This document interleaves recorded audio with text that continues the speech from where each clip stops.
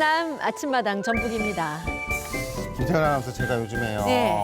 고민이 하나 생겼습니다. 아, 어쩐지 옷 색깔하고 얼굴빛이 똑같아요. 무슨 고민이 있어요? 제 별명이 이제 홍스타잖아요. 그렇죠. 그리고 이제 아침마당을 진행한 진짜 3년이 넘었고 네. 이제 이러는데 인기가 나름 또 있더라고요. 그렇죠, 그래갖고 또. 막 사진 찍어달라, 사인해달라 이런 분들이 계시는데 네. 제가 이제 그 벚꽃 펴가지고 꽃비가 내릴 때 반바지 입고 한번 나갔더니 네. 어떤 아주머니께서 여기 살아? 예. 근데 왜 이러고 댕겨? 예? 왜 이러고 댕기냐고, 연예인이. 잘하고 나와야지 반바지 입고 돌아다녀. 라고 말씀을 하시더라고요. 연예인이 이렇게 하고 다니면 안 된다고? 관심을 조금 덜 받고 싶습니다. 아유, 공인이 그래서 힘든 거예요, 사실. 그러니까요. 예. 근데 서민수 악단장님, 역시 홍 MC 옷 색깔이네요, 머리 색깔이. 무슨 심경의 변화라도 있으세요? 염색하셨네요? 고민 있으세요? 제가 좀 네. 새봄도 돼서 이렇게 좀 단장을 하기도 했고 또 네. 이유가 있습니다. 네, 네. 어떤 이유? 제가 요즘에 홍 MC하고 좀 비슷한 고민이 생겼어요. 왜? 얼마 전에 식당을 갔는데 거기 사장님이 아침마당 전북에 나오는 사람 아니야? 하면서 서비스를 막 팍팍 주시는 거예요. 네. 이제 앞으로 돌아다닐 때 이제 모자도 쓰고 선글라스 써야 되나 말이야. 이렇게 하고 이렇게 모습도 좀 바뀌었는데도 알아보시더라고요. 아이고, 서운하시겠네. 이거 고민입니다. 야, 이거 지금 너무 심각한데 제가 두 분의 고민을 속 시원하게 해결을 해드리겠습니다. 네. 일단 두 분이 지금 병이 있으세요. 네, 네, 병? 병이 있는데 진단명이 스타병. 초기 중기면 난데 이건 세상에 어떻게 말기요, 말기. 네, 하지만 치료법이 또 있습니다. 치료법이 아주 간단합니다. 일단 뭐죠? 세상 차가운 물에다가 시원하게 세수 한번 하시고요. 이거 중요합니다. 그리고 꼭 거울 보세요, 거울. 아주 정신이 번쩍 드실 겁니다. 예. 네. 아니 이렇게 늘 관심 받고 싶어하고 남들이 못 알아보면 그렇게 서운해하시는 분들이 왜 그러시는지 모르겠어요, 도대체. 아유, 근데 뭐 솔직히 저희 다 관심 받는 거 좋아하고 또 남의 일에 관심 그렇게 많잖아요. 그런데요, 정말 우리가 관심을 가지고 지켜봐야 하는 것들이 있습니다. 바로 또 그중에서도 장애인에 대한 관심은 좀 아무리 강조해도 지나치지가 않는 것 같아요. 네, 네. 맞습니다.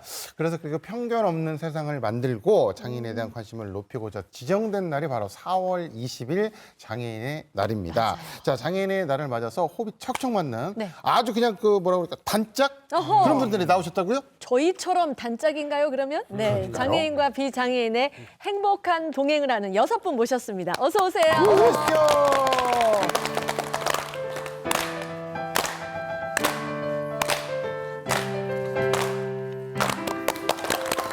오, 환상의 짝꿍. 원래 저 단짝이라고 하면은 그 장소팔 고춘자를 들 수가 있죠. 장소팔 고춘자 씨가 얼마나 유명했는지 모르겠습니다. 그리고 배현정, 배일접이 있고요. 그리고 김태근 또 홍석우가 있습니다. 그렇습니다. 자, 이분들보다도 더 멋진 찰떡궁합 호흡을, 환상의 호흡을 보여주실 분들 소개해드리도록 하겠습니다. 지병호 씨부터 본인 소개 부탁드리겠습니다. 안녕하세요. 저는 희망을 노래하는 백기타 연주하는 차가우시고 남자 차신나 지병입니다. 네. 아니, 차시남이래요, 차시남. 차도남도 아니고 네. 그러면 차가운 시골 남자. 차가운 시골 남자. 알겠습니다. 자, 문성아 씨 뒤쪽에 계십니다. 안녕하세요. 지병호 씨와 함께 활동하고 있는 장애인 문화예술단체 희망을 놀이하는 사람들 대표 문성아입니다. 오늘 이렇게 병호 씨 덕분에 TV도 나오게 돼서 영광입니다. 네. 감사합니다. 덕분에 나오게 돼서 영광이다. 이런 아름다운 말씀을 또 해주셨습니다. 네, 네. 고맙습니다. 출연해 주셔서. 네. 자, 앞쪽으로 오겠습니다. 김수민 씨. 전북특별자치도 장애인 볼링협회 소속에서 활동하고 있는 선수 김수민입니다. 만나서 반갑습니다. 네. 네, 잘하셨습니다. 볼링. 볼링. 김태현 아나운서 볼링 좀 치시잖아요. 저 치는 거 봤잖아요. 이렇게. 이렇게 하잖아요, 이렇게. 네. 이거는 어머니 수박 하나 받아요. 이렇게 해요, 저는. 아이고, 이렇게. 알겠습니다. 자, 뒤쪽으로 가겠습니다. 오태훈 씨. 네, 안녕하세요. 김수민 선수를 가르치고 있지만 또 배우고 있고 전북특별자치도 체육회 소속 전문 지도자 겸 감독을 맡고 있는 오태훈입니다. 만나서 반갑습니다. 네. 반갑습니다. 저분에게 배워야 되겠네, 제대로. 그러니까요. 네네. 이제 이게 아니라 이렇게. 이거. 자, 앞쪽으로 다시 오겠습니다. 박희국 씨. 안녕하세요. 전북특별자치도 휠체어 테니스 협회에서 휠체어 테니스 선수로 활동하고 있는 박희국입니다. 뜻깊은 날에 초대해 주셔서 감사합니다. 네. 네. 좋습니다. 테니스. 테니스, 테니스 멋있죠. 치시는 분. 좋아요. 자, 뒤쪽 우리 김대철 씨. 안녕하세요. 전북특별자치도 휠체어 테니스 협회에서 박희국 선수를 지도하는 감독 김대철입니다. 선수와 감독 관계지만 형님 동생처럼 사이좋게 지내고 있습니다. 오늘 잘 부탁드립니다. 네. 아유, 좋습니다. 아무튼 많은 분들이 함께해 주시고 또 우리도 같이 응원의 시간을 가질 텐데 장애인의 날이라고 말씀을 드렸습니다만 왜 장애인의 날이 생겼고 어떤 의미를 갖고 있는지 우리가 좀 알아야 할 것 같아요. 네. 여기서 막간 퀴즈. 지호 씨. 네. 1년 12달 가운데 왜 4월에 장애인의 날이 있을까요? 글쎄요, 4월은 완연한 봄이잖아요. 뭔가 새싹이 돋고 꽃이 예쁘게 피고 뭔가 새롭게 태어나는 그런 기분이 들거든요. 그러다 보니까 어떤 봄에 피어나는 새싹처럼 장애인들도 삶의 의지를 활짝 피워라 하는 의미로 4월로 정한 거 아닐까요? 네. 아니 근데 그 귀한 손님들 모시고 그렇게 아무 말 대잔치를 하시면 어떻게 합니까? 아무 아이고 말을. 제가 오히려 송구하고 죄송합니다. 아닙니다. 아니 우리 홍임 씨나 좀 사과하세요. 예, 지호 씨 말이 맞습니다. 맞아요? 네, 장애인의 날은 말이죠. 장애인들에 대한 이해를 높이고 또 응원을 하는 날입니다. 만물이 소생하는 봄이 우리 장애인들의 의지와 희망을 더 높일 수 있다고 해서 4월로 정해진 건데 예, 장애인의 날이 4월 20일입니다. 여러분 꼭 기억하시기 바랍니다. 4월 네. 20일. 네, 4월 20일이요. 네. 서구 씨가 네.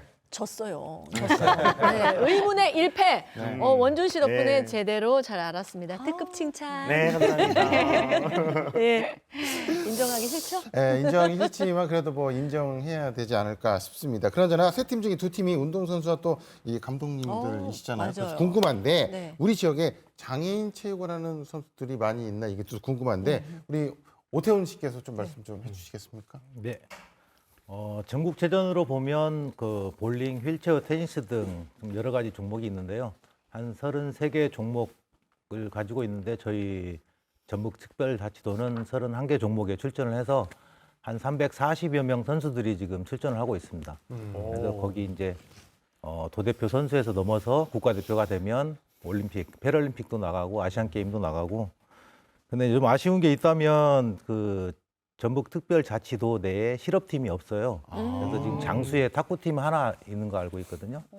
좀 실업팀들이 좀 많이 생겨서 우리 더 장애인들이 더 활동을 좀 많이 할 수 있는 스포츠가 되었으면 하는 바람입니다. 네. 아니 근데 이 체육인들 사이에서 체육인 못지않은 포스를 가지신 우리 지병호 씨 혹시 뭐 좋아하시는 운동 있으세요? 아, 좋아하는 운동은 숨쉬기 운동이고요. 숨쉬기. 별로 움직이지 않아서 운동 말고 음악이 좋습니다. 저와도 비슷하네요. 저도 운동 말고 음악이 좋아요. 그래서 두 분이 활동하는 그 희망을 노래하는 사람들의 이 팀이 좀 궁금하거든요. 우리 대표님이 한번 소개 좀 해주시겠어요? 저희 희망을 노래하는 사람들은 이제 발달 장애인 분들이 중심이 되어서 이렇게 구성이 되어져 있고요. 이제 아무래도 발달 장애인 분들이 사회 참여율이 저조합니다. 그래서 이렇게 음악 활동을 통해서 장애인들도 당당하게 지역사회에 살아갈 수 있도록 하기 위해서 다양한 프로그램을 추진하고 있는데 지금 병호 씨가 활동하고 있는 것처럼 밴드, 또 난타팀, 또 합창팀, 그리고 뭐 첼로, 바이올린, 그다음에 교육뿐만 아니라 프로그램도 저희가 전라북도 장애인예술제, 또 장애인과 함께하는 열린음악회, 뭐 합창제, 또 신나는 예술여행 등등 다양한 공연들을 통해서 우리 장애인들이 당당하게 이렇게 사회 참여할 수 있도록 하고 비장애인 분들에게는 장애 인식 개선을 하기 위한 노력을 하고 있습니다. 네. 자, 그럼 이분들 어떻게 인연을 서로 맺게 되셨고 진짜 사이가 좋은 게 맞는지 환상의 짝꿍인지 환장할 짝꿍인지 우리가 좀 구분을 해보자고요. 그러면 지금 말 나온 김에 조금 더 알아보도록 하겠습니다. 그럴까요? 제가 두 분 이렇게 딱 뵀을 때는 네. 아빠와 아들 같기도 하고 또 어찌 보면은 학교 선생님과 제자 같기도 하거든요. 네. 우리 그 문성아 씨, 네네. 두 분 어떻게 만나시게 되셨나요? 제가 희망을 놀이하는 사람들 대표이면서 이제 목회를 하고 있거든요. 이제 97년도에 우리 이제 IMF가 왔을 때 이제 노숙자 문제가 되게 심각했어요. 그때 노숙자 쉼터를 운영을 하고 있었는데 이제 우리 병호 씨를 그때 만났어요. 병호 씨가 그때 아마 10대였으니까 벌써 40이 다가오니까 벌써 20년 넘게 이렇게 함께 하고 있습니다. 어허. 근데 그 노숙자 쉼터를 운영하려면 공간도 있어야 되고 식사도 마련해야 되고 비용이 만만치 않을 것 같은데 어느 정도 경제력을 갖추고 그렇게 시작하셨나 봐요. 그렇지는 않고요. 사실은 저도 이렇게 노숙했던 경험이 있어요. 제가 이제 인천에서 개인 사업을 하다가 이제 97년도 IMF가 오면서 이렇게 운영하던 사업체가 부도가 나서 이렇게 노숙을 하게 되고 이렇게 거리에 나앉게 됐었는데 그때 마음을 이렇게 다잡고 이제 고향이 정읍이다 보니까 정읍에 내려와 보니까 사실은 저와 처지가 비슷한 장애인분들이 좀 많았어요. 그래서 그분들하고 다시 살아갈 수 있는 방법이 뭐 있을까 고민하다가 제가 정읍시에 이제 아나바다 운동을 노숙자분들하고 하겠다 제안서를 냈고 그때 이제 정읍시에서 그 제안서를 받아주셔서 이제 노숙자 쉼터를 시작하게 됐고 지금까지 함께 하고 있습니다. 그럼 대표님이 이렇게 돌봐온 장애인분들을 이렇게 모아서 장애인 예술단체를 이렇게 꾸리신 건데 특별히 이렇게 음악을 해야겠다 하는 그런 생각을 어떻게 하시게 된 거예요? 사실은 제가 이제 많은 분들이 제가 음악을 전공한 줄 아는데 그건 아니고요. 제가 이제 노숙자 쉼터를 운영하고 있을 때 어느 고창의 자그마한 시골 교회였었는데요. 그 서울 쪽에 있는 어떤 그 찬양팀을 초대했는데 그 찬양팀을 초대해서 교회에서 이렇게 찬양 집회를 하는 저희 쉼터에 있는 그 저희 가족들을 초대해 주셨어요. 그래서 그 교회 가서 이제 한 2시간 동안 그 찬양 콘서트를 보는데 너무 은혜를 많이 받았어요. 그래서 정말 저런 음악회를 한번 하고 싶다. 근데 저는 사실 장애인분들밖에 없잖아요. 그래서 이제 그분들과 함께 이제 시작한 게 희망을 노래하는 사람들의 운을이 된 거죠. 이 앞에 계신 든든하고 뭔가 자신감이 넘쳐 보이는 지병호 씨도 예전에 노숙자 생활을 하셨다는 거예요? 실례지만 어떻게 하다가 이렇게 노숙자 생활까지 하셨는지 여쭤봐도 될까요? 제가 집에 형편이 안 좋아서요. 무작정 집에 나와가지고 노자 생각하면서 이제 한 교회 장로님 만났어요. 네, 이렇게 목사님을 소개시켜주더라고요. 그래서 제가 밤 11시에 전화했더니 목사님께서 안 된다고 하더라고요. 못 나가신다고요. 아이고, 근데 11시에 반 나가셔도 고맙습니다 하더라고요. 아니 근데 이 지병호 씨의 말만 들어보면은 이 두 분의 만남이 굉장히 극적이고 감동적이기까지 합니다. 아니 근데 이게 웬일입니까? 우리 문성환 대표님은 지병호 씨를 보자마자 그냥 돌아가고 싶으셨다고요. 아니 어떤 이유로 그러셨어요? 예, 늦은 시간이기도 했고요. 이제 처음 만나는 첫 인상이 어떤 사춘기 빨간 머리에다가 찢어진 피부, 빨간 머리. 새카만 얼굴, 흐트러진 머리. 어머나. 정말 가능성이 없어 보였어요. 그래서 그냥 가려다가 이 만남도 인연인데 그래서 혹시 병훈 씨 꿈이 뭐야? 이렇게 물었는데 그래서 병훈 씨가 꿈이 목사님이래요. 진짜 꿈이 목사냐? 그래서 자기 진짜 꿈이 목사님이라는 거. 그래? 야 그럼 나하고 같이 살다 한번 해보자. 이게 인연이 됐던 것 같습니다. 그래서 지병호 씨 지금 문성환님이 안 듣고 있다라고 생각하고 솔직하게 목사가 꿈이셨어요? 사실 제가 목사님 꿈은 아닌데요. 제가 목사님이 거짓말했습니다. 왜냐하면 목사님 잡으려고 하는데. 안 만나줄까 봐. 네, 이제 듣고 계시네요. 다 듣고 계셨어요. 제가 그 눈치는 또 이렇게 좀 제가 백단이거든요. 네. 근데 우리 지병호 씨 문성환 대표님 처음 봤을 때 느낌이 어땠어요? 제가 밤 11시에 전화해도 미안한 마음이 있더라고요. 그래서 목사님이 저를 나와줘도 고맙고 그다음에 아빠 같은 분이어서 목사님이 좋았습니다. 아빠 같은. 그러니까 그 집 나왔을 때가 그때가 10대였을 텐데 나와서 방황도 하고 그 마음 잡기도 참 힘들었을 텐데 그 마음을 다 잡게 해준 뭔가 어떤 물건이 있었다고 하던데 물건? 그게 뭐예요? 네. 바로 베이스 기타였습니다. 베이스 기타. 제가 연주하면서 행복은 느꼈어요. 베이스 기타를 연주하면서 행복을 느꼈다. 그럼 문성아 대표님이 좀 얘기를 대신 해주세요. 네. 네.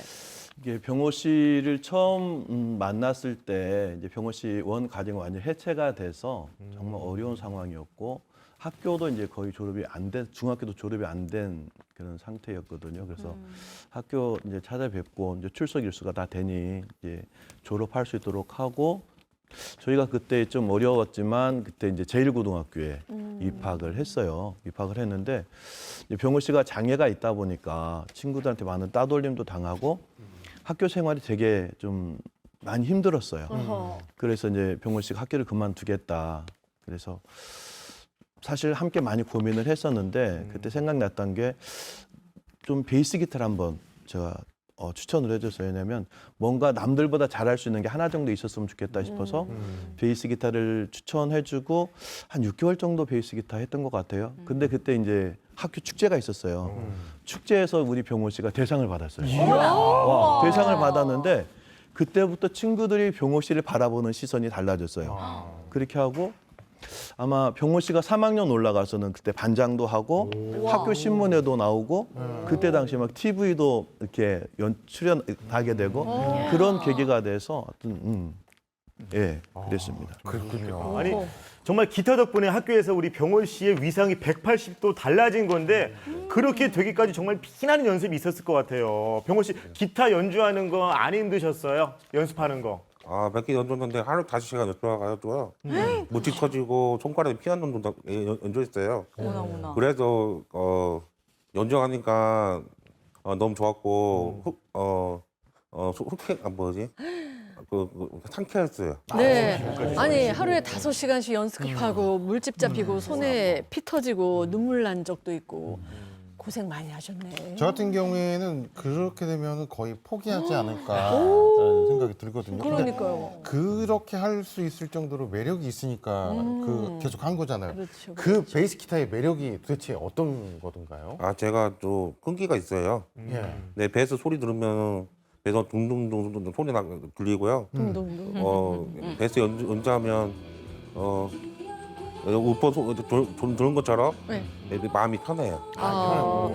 둥둥둥둥 이렇게 심장 소리랑 비슷하고 둥둥둥둥 정말 마음이 울리니까 마음도 정말 행복해진다 하시는데요. 베이스가 가지고 있는 그 마음 설렘이 있죠. 둥둥둥둥. 아니 이렇게 영상에 지금 이렇게 그 연주하는 거 나왔잖아요. 아니 이렇게 멋지게 기타 연주 실력을 가지고 계시는데 여기서 또 나의 반전이 있습니다. 나는 요즘 기타보다 이게 더 좋다라고 얘기를 하셨대요. 그게 뭐예요? 바로 마술이죠. 마술이요? 에? 갑자기? 네, 제가 최은경의 마술 보면서요. 예. 너무 감동스러워가지고 나도 해봐야겠다 하면서 유튜브 하면서 이제 마술 독학했어요. 네. 그때부터 마술 시작했습니다. 아니 너튜브 보면서 독학하신 거예요. 이야, 그러면 공연도 공연이겠지만 마술 공연 보여달라고 요청하는 경우도 많겠어요, 대표님. 네, 맞습니다. 네. 우리 병호 씨가 사실은 베이스 기타도 정말 수준급이거든요. 정말 잘하는데 우리 병호 씨가 베이스 기타뿐만 아니라 이렇게 뭐 마술 또 영상 뭐 편집 중계까지도 잘하고요. 요즘 이게 마술 공연을 하러 가면 하여튼 유치원부터 노인대학까지 인기 짱입니다. 아주 호응도가 좋습니다. 네. 마술 이야기가 나왔으니까 죄송한데 그 마술을 오늘 조금 보여주실 수 있을까요? 아니요, 다음에 초대하면 그때 하겠습니다. 아니요, 농담이고요. 그렇게 시킬 줄 알고 마술 하나 준비했습니다. 준비하셨다네요. 마술 하나 보여줄 수 있어요? 아니요. 다음에 해드릴게요. 이러는데 깜짝 놀랐어요. 그래서 나중에 이제 또 해준다고 하니까 들었다 놨다 하시죠. 자, 그럼 지병호 씨의 그 화려한 마술쇼 한번 무대에서 보도록 하겠습니다. 네.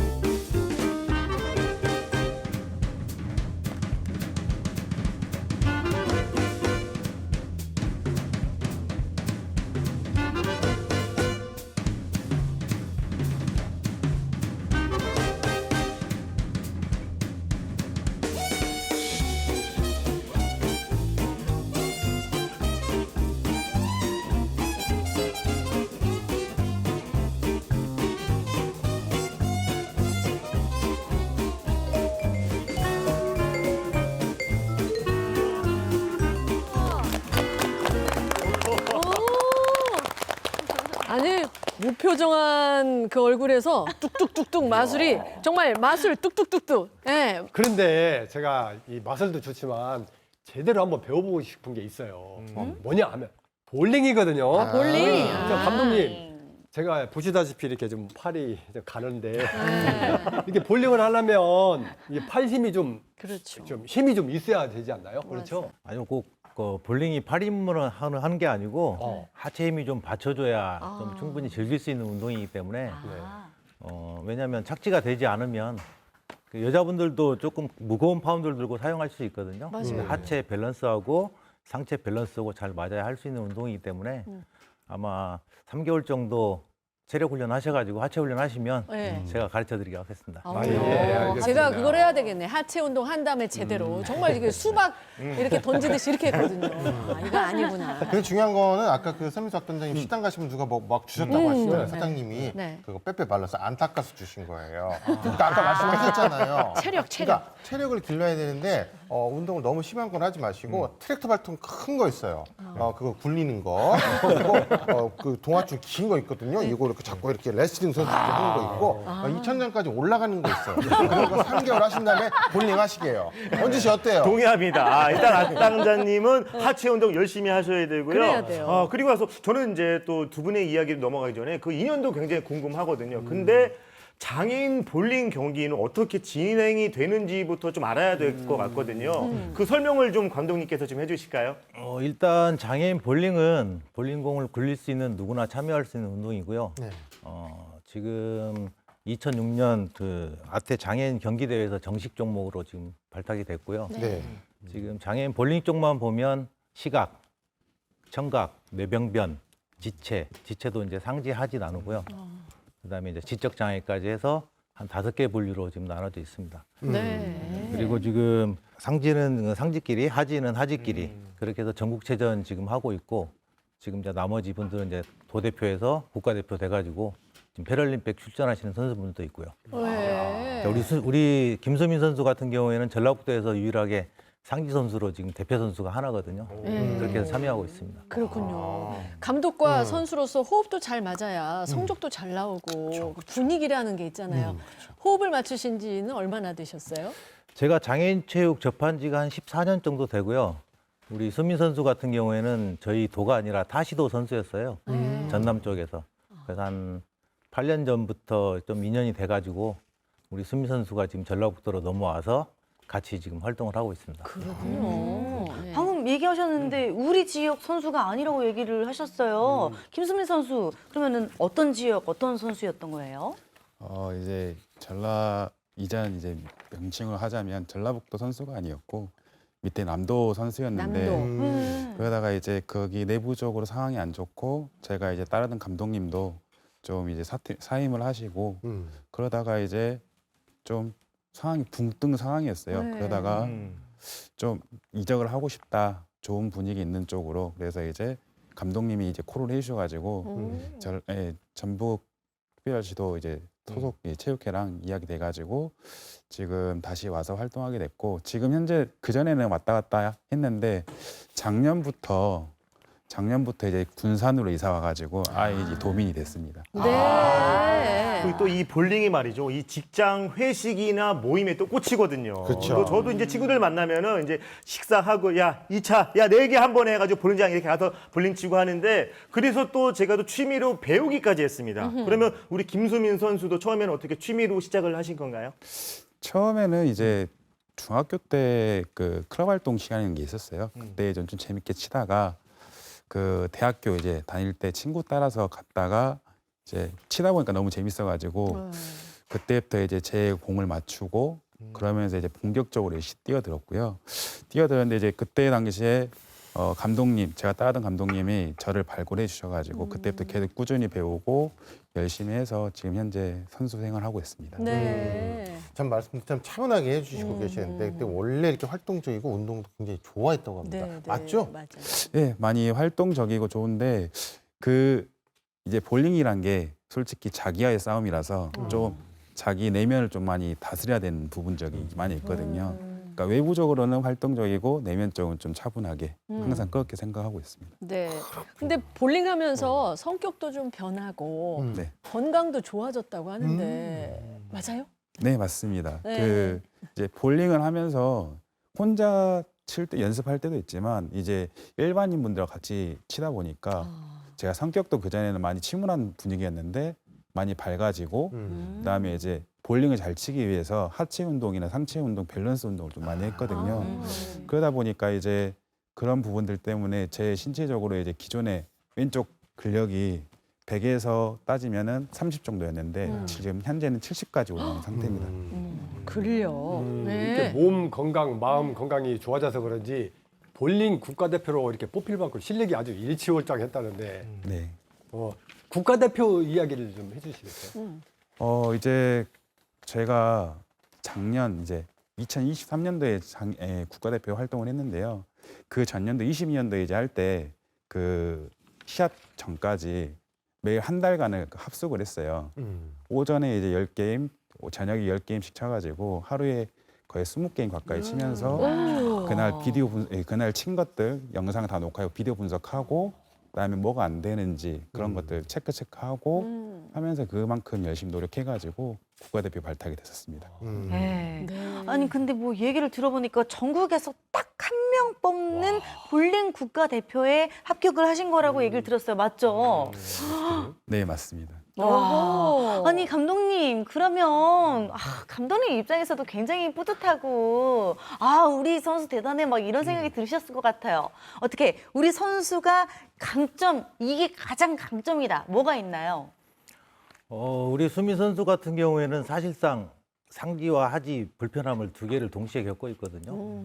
네, 보통은 이제 상지는 아까 상지끼리, 하지는 하지끼리의 경쟁인데 상하지의 불편함을 가지고 있음에도 불구하고 국가대표에 도전해서 된 거잖아요. 그래서 보면 일단 정신력이나 이런 부분에서 굉장히 강한 것 같고 집중력도 있고 물론 잘 안 할 때도 있긴 하지만 근데 이제 제가 지도하면서 저도 이제 공부를 많이 해야 되기 때문에 해외 영상도 좀 많이 보고 좀 공부를 많이 해서 이렇게 대화를 나눠보면 그래도 얘기한 거 좀 잘 따라와줘서 제가 항상 늘 감사하게 생각하고 있습니다. 네. 말씀 저렇게 참 차분하고 겸손하게 하시지만 우리가 갑자기 이렇게 보물을 발견하잖아요. 네.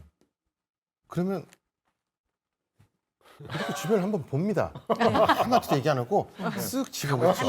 아마 우리 김수민 선수 봤을 때 우리 감독님이 그런 느낌이시지 않았을까. 그냥 본인이 프로 그 볼링 선수를 하셨으니까. 그렇죠. 그리고 콜 하셨다고 했잖아요. 이렇게 근데 처음서부터 이렇게 지도자 생활을 하신 건 아니고 선수 생활을 하시다가 이렇게 된 거죠? 아니죠. 저 같은 경우는 이제 군대 가기 전에 조금 접해봤다가 예. 군대 다녀와서 여동생이 처음 사준 게 볼링공이에요. 그래서 이제 그쪽 취미를 붙이면서 하다 보니까 결국에는 조금씩 그 넓혀서 도대표로 돼서 전국체전에도 한 2번 출전을 했었고 네. 또 기회가 돼서 또 프로 테스트를 봐서 또 거기에 합격을 해가지고 네. 지금까지로 라이센스는 유지를 하고 있습니다. 네, 그러시구나. 장애인 선수를 지도하게 된 어떤 계기가 있을까요? 아무튼 선수는 잘 고르셨어요. 안목이 있으셨어요. 수민 선수를 잘 선택하신 것 같아요. 네. 제가 그 볼링으로 이제 좀 업을 삼아야겠다라고 생각을 하고 볼링장 쪽에 이제 그 코치로도 좀 근무를 하면서 생활하고 있을 때 제가 처음 접한 건 시각장애인 분이었거든요. 시각장애인 분 한 분이 오셔가지고 볼링을 하는 모습을 보고 그때 전맹분이셨는데 앞이 하나도 안 보이시는 분.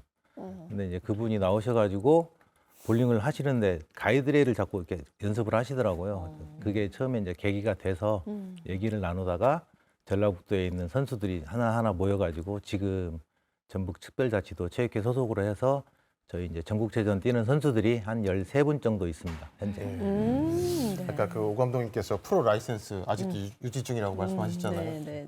첫 담은 그냥 퍼펙트신 것 같아요. 아주 멋지십니다. 예. 여기 딱 뵈니까 팔뚝도 이렇게 두꺼우세요. 멋지십니다. 네, 하체 힘도 일단 풀어야 되고. 자, 아침마당 전북 오늘은요 장애인의 날을 맞아서 이 장애와 비장애인의 그 벽을 허물고 같이 함께 아름다운 동행을 하고 있는 네. 여섯 분들과 얘기 나누고 있는데 원주 씨, 네. 자 이제 만나볼 분 누구죠? 자, 힌트 좀 드릴게요. 네. 예. 수박 날리기? 잠깐 저 샤라포바 선수, 샤라포바 선수가 들어왔었습니다. 네. 예, 이 샤라포바 선수의 기합 소리처럼 파이팅이 넘치는 휠체어 테니스 선수와 감독님의 얘기를 들어볼 텐데, 아니 그 전에 휠체어 테니스가 어떤 건지 우리 감독님께서 소개를 좀 해주시면 좋을 것 같아요. 네, 휠체어 테니스는 1988년도 서울 패럴 올림픽에서 처음 시범 종목으로 이렇게 시작이 되었고요. 장애인들이 재활 훈련의 일환으로서도 활용되고 휠체어를 자기 신체에 맞게 우리 맞춤 네. 옷을 맞추듯이 네. 이렇게 제작을 해서 테니스를 즐길 수 있는 종목입니다. 부문은 남자 부분, 여자 부분, 그다음에 쿼드 부분 세 부분으로 나뉘어지고요. 네. 쿼드는 사지 마비가 있는 선수들이 참여하는 종목으로 남녀 구분 없이 경기가 이루어지고, 저희 나라에서는 지금 3개 국제 대회가 열리고 있습니다. 우리나라에서 열리고 예, 있어요. 부산 오픈, 오. 대구 오픈, 서울 오픈 이렇게 아. 열려서 외국인 선수들이 많이 참여하고 있습니다. 네. 우리 지효 씨도 테니스 조금 칠 줄 아나요? 아니요. 구경은 잘해요. 다음에 구경 가도록 하겠습니다. 아니, 경기 방식도 좀 궁금하거든요. 네. 모든 경기 방식이 그 비장애인 테니스와 똑같은데 특별히 다른 게 2가지가 있다고 얘기를 들었거든요. 모든 규정은 비장애인 경기하는 방식하고 동일하고 이동성 때문에 휠체어를 밀어서 이동을 하기 때문에 바운드 하나만 2바운드까지 허용됩니다. 그래서 2바운드 룰이 적용되고 휠체어도 비장애인의 신체 일부로 똑같이 적용됩니다. 네. 이제 감독과 선수로서 나와 주셨습니다만 앞에서 소개할 때 형님처럼 또 지낸다 그렇게 표현하셨거든요. 네, 맞아요. 두 분의 인연 어떻게 시작되셨어요? 저희가 종합운동장에 테니스장이 있었어요.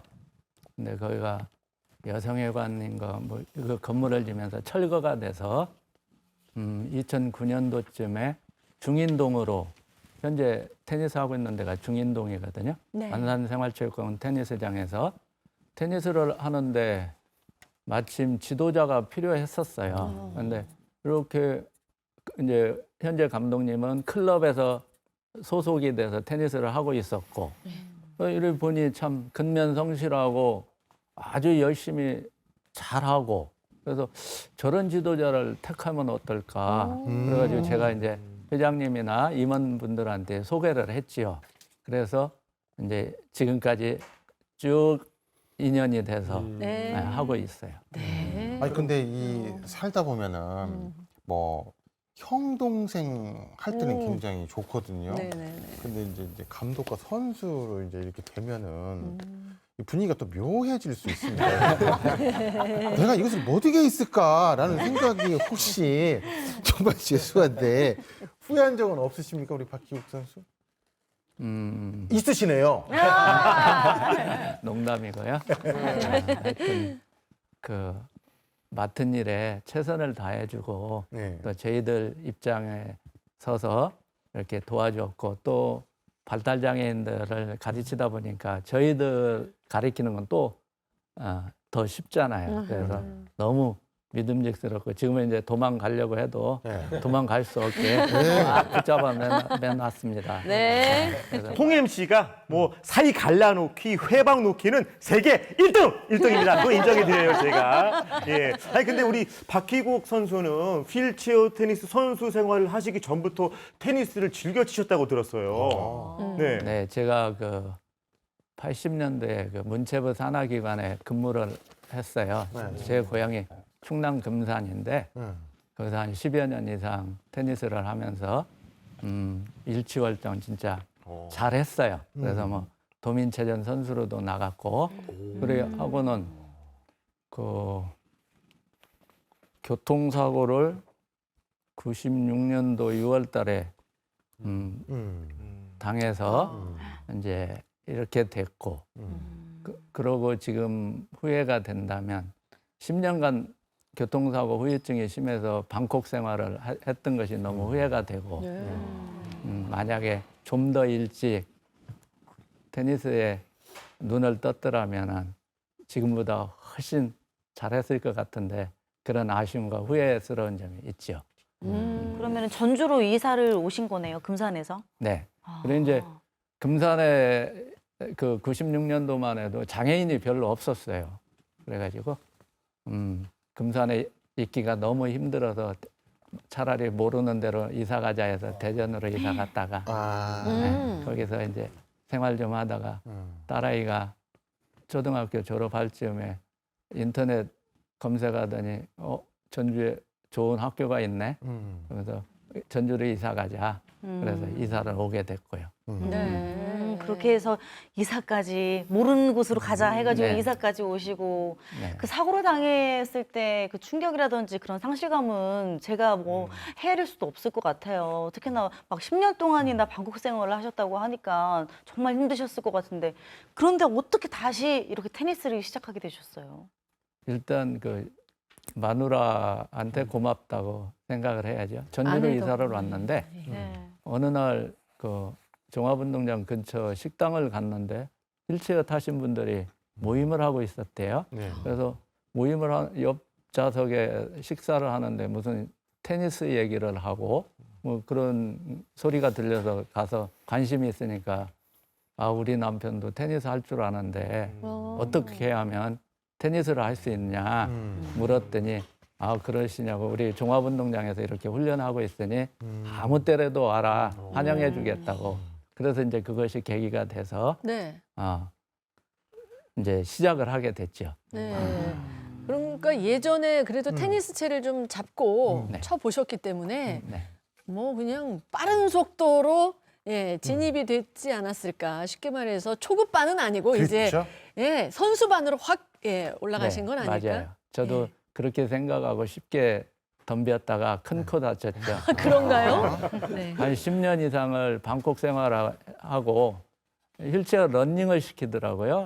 처음 갔더니 그래 휠체어 러닝을 시키는데 한 몇 바퀴를 운동장을 돌으라고 해서 돌았는데 이게 머리가 아파가지고 어지러워서 때려치겠다고 그랬더니 아니라고 그 같은 동료들이 처음에는 다 그러니 참고 지내다 보면은 조금씩 좋아질 거니까 인내를 가지고 한번 끝까지 한번 해보라고 그쪽에서 이제 잘 저를 이렇게 다독여줘서 예. 참고 또 시작을 하게 됐죠. 그런데 이 국가대표가 참가하는 패럴림픽이나 뭐 국제 경기를 제외하고 네네네네. 이 장애인 체육하시는 분들이 가장 여기서만큼 뭔가를 해야 된다. 그게 이렇게 그 전국체전 입상이라고 합니다. 근데 거기서 아주 우수한 성적을 거두셨다. 입상이 아니라. 제가 한 4-5번은 입상을 했던 것 같아요. 예. 근데 그 중에 저희들은 아까 우리 목사님께서 말씀하셨듯이 실업팀이 없어요. 네. 테니스는 지금 스포츠 토토 경기도에 하고 그다음에 대구에 달성군청에 실업팀이 있어요. 네. 근데 이제 저희가 개인 복식을 출전을 했는데 국가대표인 경기도 팀하고 예. 결승을 하게 됐어요. 네. 그래서 결승을 하는데 뭐 객관적으로 보면 100대 빵이죠. 네. 그래도 제가 이 운동이 좋아서 했고 언제 제가 국가대표하고 시합을 해보겠어요. 그래서 하여튼 지는 건 지는 거고 최선을 다해서 후회 없이 한번 해보자. 열심히 해가지고 그때 이제 준우승하면서 그 영광이 지금도 제일 머릿속에 남아있죠. 은메달까지. 그런데 아직도 그 사고 후유증이 좀 남아있다고 들었거든요. 이렇게 네. 테니스를 하시면서 어떻게 좀 극복이 좀 되셨나요? 제가 사고 나면서부터 그 통증이 진통이 너무 심해가지고 의사 선생님이 참아보라고 약으로도 안 되면 참아보라고 했는데 몇 년은 참았는데 지금은 하루에 한 마약성 진통제를 4번 정도 먹고 있어요. 그럼 그 먹으면은 통증이 10이라면 한 1, 2는 줄여주는 것 같아요. 그래서 이제 안 먹으면 불안하고 그래서 먹고 있는데 잠자는 한 2-3시간 빼고는 통증에 시달려서 굉장히 삶의 질을 떨어뜨리고 있거든요. 그런데도 테니스를 하면 자기가 좋아하는 운동을 하니까 거기에 집중할 수 있어서 조금은 도움이 되고 어차피 시간은 흘러가는 거니까 가만히 있어도 아프고 그래서 테니스를 함으로써 조금 그 통증이 덜하는 것 같고 그다음에 또 건강도 좀 좋아진 것 같고 그래서 열심히 하고 있습니다. 네. 야, 정말 이렇게 진통제를 드실 정도로 통증이 있으신데도 불구하고 근데 또 감독님과 함께 다른 장애인들을 위해서 좋은 일도 하셨다고 들었어요. 감독님 어떤 일을 하시는 건가요? 네, 네. 저 진안군 장애인 테니스 협회에서 의뢰가 와서 형님하고 일주일에 2번씩 진안으로 직접 여기서 용품들 다 준비해가 와서 돌봄 교실에 있는 좀 열악한 환경에 있는 그 발달장애 청소년들 한 13명 정도 되는데 그 청소년들을 1년 반 정도 같이 이렇게 테니스를 지도해서 테니스 처음 시작하면 뭐 매직 테니스라는 프로그램이 있어요. 좀 더 테니스를 쉽게 배울 수 있는 그 프로그램을 해서 다 파트너로 해서 게임을 훨씬 다 게임을 즐길 수 있게 그 상황까지 지도를 해서 커다란 보람을 느꼈습니다. 네. 아이들도 굉장히 즐거워하고 성취감도 느끼고요. 네. 그러셨어요. 근데 감독님이 큰 시련을 겪었는데 테니스를 통해서 이겨냈다고 예. 벌써 이렇게 끄덕끄덕 하시네요. 무슨 사연이 있었던 거예요? 2017년 정도 제가 지인으로부터 이제 어떤 사기를 당해서 경제적으로나 정신적으로 굉장히 힘든 시간을 보내고 있었어요. 네. 수중에 뭐 돈이 현찰이 거의 없어가지고 채령공원에서 그냥 텐트 하나 쳐놓고 성경책 읽으면서 뭐 어떤 절망감이나 배신감, 그다음에 복수심 아이고. 그런 것들을 이렇게 사귀고 있었어요. 네. 근데 테니스를 치면서 치는 동안에는 그 시간만큼은 전혀 그런 절망감이나 그런 것들을 잊을 수 있어서 테니스가 제가 그러한 시간을 굉장히 어려운 시간을 극복하는데 굉장히 도움이 된 것 같습니다. 네. 아침마당 전북이 오늘은 한편의 드라마 인간극장. 같아요. 예, 진짜 인간극장 같이 정말 다 그 인생의 승리자들이시고 말씀 들어보면 정말 내가 더 열심히 살아야 되겠구나라는 그런 생각마저 또 드네요. 그러니까요. 네. 한 분 한 분 사연이 없으신 분들이 없으시고 네. 정말 모두 이 자리까지 오실 때 정말 깊은 여정이 있었다 이런 생각이 드는데요. 근데 또 특히 우리 문성관 대표님 같은 경우에는 그 많은 단원들이 있잖아요. 네. 그 단원들을 이끌고 또 통솔해야 되고 리더로서 막 뭐 이거 이렇게 하세요 저렇게 하세요 해야 되니까 굉장히 고충도 많이 있으실 것 같은데요. 맞습니다. 저희 희망을 노래하는 사람들 공연이 진짜 많거든요. 근데 대표하는 공연이 저희가 장애인과 함께하는 열린음악회가 있어 한 6개월 전에 기획해서 보통 한 3개월 집중 연습을 하거든요. 근데 공연 이제 2주 남겨놓고 잠수 탄 분이 있었어요. 우리 베이스 주자 지병호 씨. 예? 주인공이 앞에 있다고요? 네 맞습니다. 그래가지고 공연 앞두고 잠수를 타셨다고요? 네 맞습니다. 모르는 척 하고 있어요. 지금 안 들리는 척 하고 있네. 그때 이제 또 마침 우리 희망을 노래하는 사람들 뭐 방송에서 다큐 막 찍고 그런 과정이 있었는데 아주 난감한 상황이었었죠. 네. 또 그뿐만이 아니라 이렇게 발달 장애인 분들하고 이렇게 공연이나 연습하다 보면 이게 본인들끼리 의견 충돌이 돼서 다툼도 많고 또 쉽게 포기하고 그런 경우들이 정말 너무 잦은 것 같아요. 그래서 그런 부분들이 가장 힘든 것 같아요. 그래서 저는 이제 어떤 그 단원들하고 대화할 때 이제 단원들이 너무 힘들어서 못하겠다. 그러면 저는 그래요. 잠깐 와라, 쉬어라.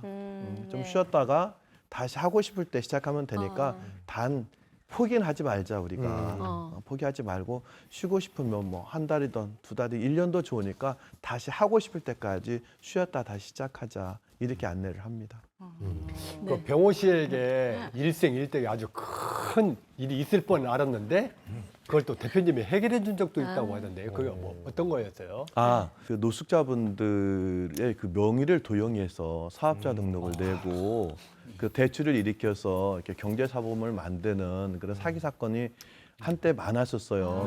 근데 그때도 우리 병호 씨가 가출을 해가지고 이제 서울 쪽에 그분들하고 연루가 됐어요. 그래서 이제 사업자 등록도 내고 통장을 만들려면 주소 이전을 해야 되잖아요. 네. 그래서 이제 마침 동사무소에서 주소 이전이 뜨니까 저희한테 연락이 와가지고 저희가 바로 서울로 올라갔죠. 경찰에 신고하고.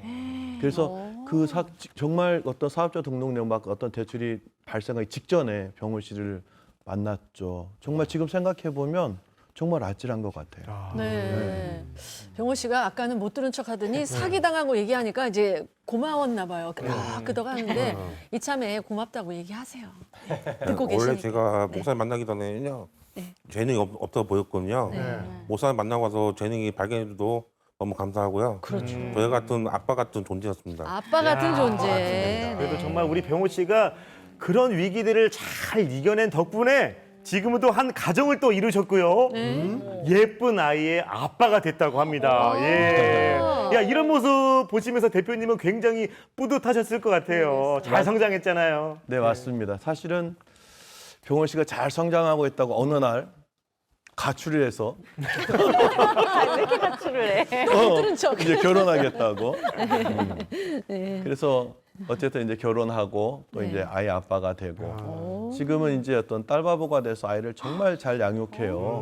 이번에 초등학교 1학년 들어갔거든요. 병호 씨 보면 참 대견하고 병호 씨뿐만 아니라 우리 이제 그 멤버들 중에 한 5쌍 정도 이렇게 결혼을 해서 이분들이 우리 지역사회 속에서 이웃으로 살아가는 모습들을 바라보면 정말 뿌듯하고 행복합니다. 네. 또 예쁘게 가정생활도 하신다고 하니까 여러모로 많이 부럽네요. 부럽죠. 네. 아니 그리고 또 같이 무대에 서는 사람이잖아요. 공연하실 때 네. 그런 사람으로서 저도 아는데 참 공연할 때 뿌듯하고 행복하단 말이에요.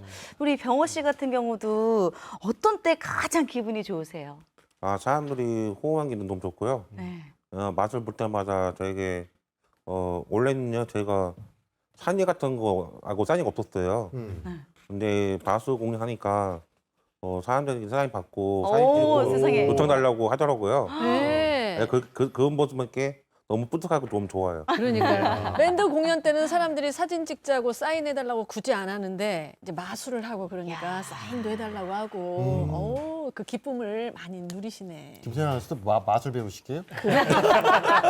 하고 싶네요. 그나저나 우리 김수민 선수 선수 생활도 하고 있지만 우리 김수민 선수는 네. 누군가를 가리킬 때 더 보람을 느낀다고? 진짜 그런가요?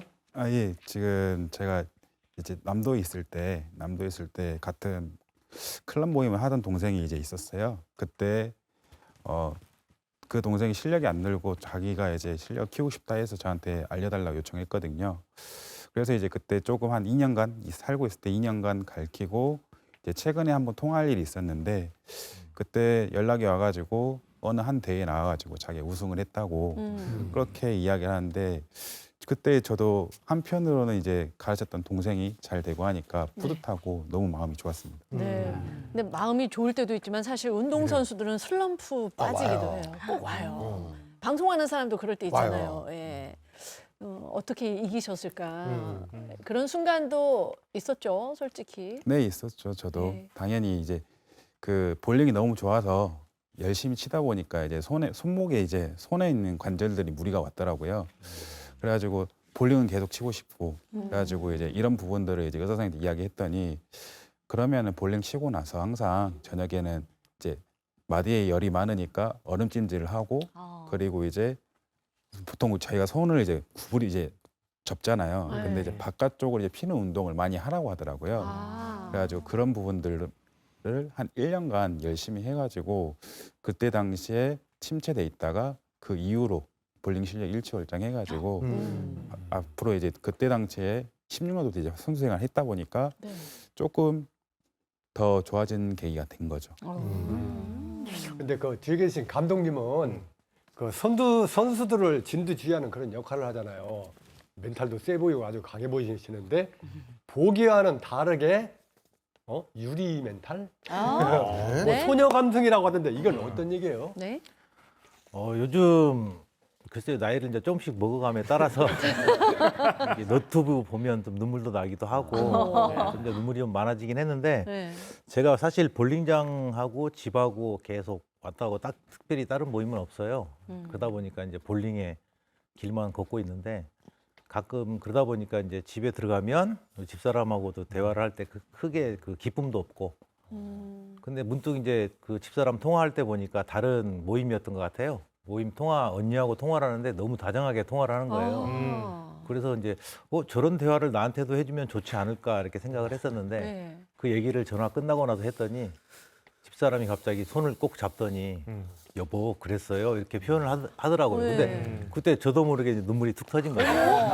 예, 그러고 보니까 마음속에 담아놨던 스트레스가 좀 있지 않았나. 그래서 이제 저도 다시 생각을 한 게 이런 스트레스를 담아두지 말고 선수들한테도 좀 좋은 영향이 미치게끔 그때 얘기를 한번 해주자라고 생각을 하게 됐습니다. 어머, 그러셨어요. 또 우실라. 아니 저도 막 이렇게 드라마 보고 그럼 막 이렇게 눈물 나고 막 그러거든요. 원주 씨도 드라마 보고 그럼 눈물 나죠? 저는 드라마 말고 누구 때문에 계속 이렇게 눈물이 납니다. 누구라고 제가 말은 못 드려요. 스트레스 받아가지고 말은 못 드립니다. 어쨌든 감독님 이 스트레스 이거 쌓아두면 병 됩니다. 이거 싹 다 풀어내시고요. 그리고 또 이게 눈물을 흘린 얘기를 해주셨는데 여기서 또 이야기가 마무리가 되면은 또 감독님 체면이 말이 아니지 않습니까? 자, 여기서 그래서 분위기 전환용 질문을 하나 드리겠습니다. 그럼 감독님은 감독 생활 하시면서 보람을 느끼셨을 때, 뿌듯하셨을 때는 언제가 있을까요? 지도자로서 보람을 느낄 때는 제 기쁨보다 제가 가르치고 있던 선수라든지 봐주고 있던 선수들이 성적을 냈을 때 그때 가장 큰 보람을 느끼죠. 근데 그 실례로 이제 그 전국체전 이렇게 나갔을 때 사실 협회에서 따라가는 코치나 그 운영진들은 봉사직이에요. 근데 그분들 뭐 돈 받고 하는 건 아니지만 같이 이제 응원하면서 저희 도 선수가 메달을 땄을 때 저한테 와서 그런 얘기를 하더라고. 같이 느끼고는 있었지만 그 스트레스 받고 있었는데 선수가 메달 따는 장면을 보고 뭔가 가슴이 뭉클하면서 이게 보람이 아닌가 그런 얘기를 하더라고요. 그게 가장 큰 공감을 하고요. 또 우리 수민 선수가 이제 국가대표가 한번 되고 또 이제 안 되기도 하지만 우리 수민이가 계속 열심히 노력을 해서 국가대표가 돼서 또 성적을 낸다고 하면 저한테는 가장 큰 기쁨이 되지 않을까 생각합니다. 테니스로 좀 넘어가 보도록 하겠습니다. 휠체어 테니스 지도하고 있는 우리 김대철 감독님 언제 가장 행복하셨나요? 2년 전 정도 경북 구미에서 열린 전국체전이었어요. 근데 그 전에 이제 저희 선수들은 좀 그 코트 양 사이드 끝에서 포핸드하고 백핸드 스트로크 위주 단조로운 플레이를 하고 있었는데 서울 오픈이나 대구 오픈 이런 국제 대회에서 보면은 외국인 선수들은 그 네트 앞까지 와서 하는 네트 플레이 발리라는 기술을 해서 포인트를 쉽게 따더라고요. 그래서 우리 선수들한테도 이런 부분을 지도해서 다음 뭐 대회 같은 데서 좀 두각을 나타내게 한번 해보자 해서 훈련 기간 동안에 그 발리라는 기술을 좀 집중적으로 지도해서 했는데 그 구미 전국체전에서 그런 기술들을 적용해서 남자 복식에서 은메달을 땄습니다. 그때 굉장히 뿌듯했고 선수들이 자랑스럽습니다. 야, 은메달까지. 진짜 뿌듯하면서 좋으셨을 것 같은데요. 근데 또 얘기를 들어보니까 뿌듯하면서도 마냥 좋아할 수 없었던 그런 가슴 아픈 그런 시합이 있었다고 얘기를 들었거든요. 그건 무슨 얘기인가요? 그 서울 전국체전 대회였어요. 단체전이었는데 이제 1대1 상황에서 이 박희국 선수가 어떻게 보면 굉장히 체력적으로 힘든 경기였어요. 계속 게임을 해야 되니까 이 휠체어를 밀면서. 그렇죠. 그래서 보통 사람이었으면 뭐 포기할 수도 있었는데 뭐 마지막 힘 다 쥐어 짜듯이 해서 3라운드에 그 게임을 승리를 하여서 저희가 또 동메달을 확보할 수 있었습니다. 그런데 그러고 나서 그 후유증으로 박희욱 선수가 한 3개월 정도를 굉장히 이제 내려와서 그 병 치료원이라고 힘들었어요. 네, 가슴이 아팠습니다. 그러니까 아니 테니스가 움직임이 많다 보니까 체력 소모도 크고 특히 테니스 하시는 분들 보면 여기만 하얘요. 나머지 새카맣게 타고 여름 경기 특히 이제 야외라서 경기할 때도 어려움도 많고 그럴 텐데 어떠세요? 여름에는 이제 그 테니스 코트가 보통 이제 한 3가지 면이 바닥면이 재질이 틀려요. 우리가 쉽게 말하는 맨땅 클레이 코트 있고 네. 그다음에 인조 잔디 있고 근데 이 휠체어 테니스는 하드 코트라는 곳에 서는데 네. 여름철이면 아스팔트 이렇게 도로가 데펴지듯이 네. 그 코트 바닥면이 굉장히 열에 달궈져서 아유. 60에서 70도까지 올라가는데 네. 그런 상황에서 이제 게임도 해야 되고 훈련도 하니까 그런 부분이 이제 힘들고 그다음에 그 뜨거운 상황에서 또 이 휠체어 휠은 또 새로 돼 있어서 달궈진 거 하다 보니까 그렇죠. 손에 물집도 많이 생기고 아. 그다음에 뭐 일단 일사병 그런 거에 노출되기도 쉽고 네네. 그래서 관리를 잘 하면서 운동을 해야 되는 시기가 여름철입니다. 그러겠어요. 어찌 보면 비장애인보다도 더 많은 그 위험 요소를 가지고 그 운동을 테니스를 하시는 건데 그런데 중요한 거는 선수들의 이런 고충을 조금이라도 좀 이해하고 비장애인과 서로 교류하는 그런 자리가 있다고 하는데 박희국 선수 그런 자리가 어떤 자리인가요?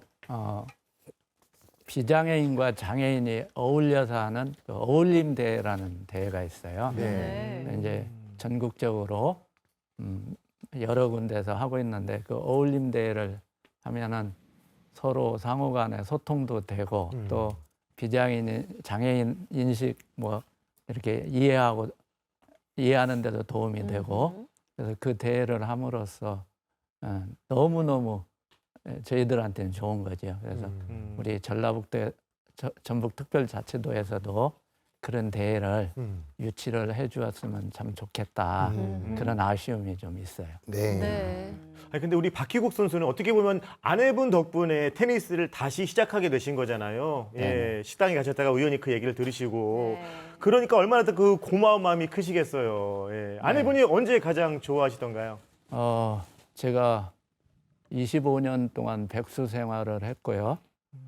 그다음에 이제 테니스를 하면서 지금은 직장인으로 가입이 돼서 얼마 되지 않지만 월급을 받으면서 이렇게 생활을 하고 또 제가 운동을 함으로써 건강해졌고 그다음에 이제 백수 생활할 때는 누구한테 말도 못했다가 이제 주변 가족이나 아는 분들한테 우리 남편 테니스 하더니 정말 좋아졌어. 좋은 일도 하지만 월급도 받는 월급쟁이가 됐어. 그래서 가정에 보탬도 되고 뿌듯한 아빠가 됐다고 자랑을 좀 하고 있죠. 네. 그럼 이참에 그 아내분한테 고맙다고 좋죠. 영상 편지를 한번 남겨보면 어떨까 싶네요. 네. 그래서 3번 카메라 보시고 말씀하시면 될 것 같습니다. 손민석 단장님 음악 부탁드리겠습니다. 먼저 이 자리를 빌려서 이런 영상 편지를 할 수 있다는 것이 영광스럽고 여보 제가 교통사고를 당해서 청천벽력 같은 그런 충격을 받았고 임신 7, 8개월 됐던 아들을 태중에 가지고 있었는데 잘 나아져서 고맙고 지금까지 어려운 환경을 잘 지켜주고 가정 해체 안 된 거에 대해서 너무 감사하고 앞으로 너무 쉼없이 달려왔으니 이제는 쉬엄쉬엄 주변도 돌아보면서 여유를 갖고 건강하고 행복하게 자기만을 위해서 이제 노력하는 그런 사람이 되고 현재 맡은 직분을 잘 감당하면서 끝까지 행복하게 잘 살았으면 좋겠어. 여보 사랑해. 자, 많은 분들에게 희망과 감동을 안겨준 이분들에게 저희가 드릴 수 있는 또 선물이 있습니다. 음악 선물. 자, 손민수 악단장님 오늘의 멜로디 큐.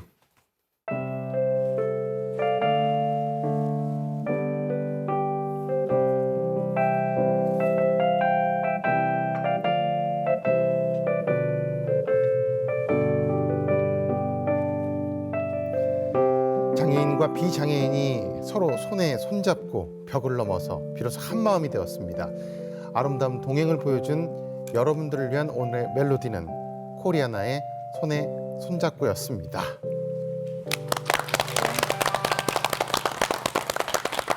이분들 만나서 얘기 들어보니까 환상의 짝꿍이 확실하고요. 네. 정말 열심히 뛰는 우리의 감독과 선수 여러분이었습니다. 고맙습니다. 고맙습니다.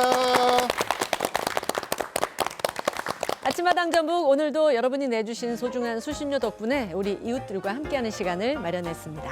어떤 일을 하다 보면 시도도 하지 않고 포기하는 경우도 있고 그렇죠. 중간에 포기하는 경우도 있는데 네. 누군가 옆에서 끊임없이 도와준다면 그 포기하지 않고 결승점, 올인점에 이르지 않을까라는 그럼요. 그런 생각도 듭니다. 포기는 김장할 때만 쓰시고요. 맞아요. 포기하지 마세요. 네. 저희는 다음 주에 더 행복한 소식 가지고 여러분 찾아뵙도록 하겠습니다. 시청해주신 여러분 고맙습니다. 고맙습니다.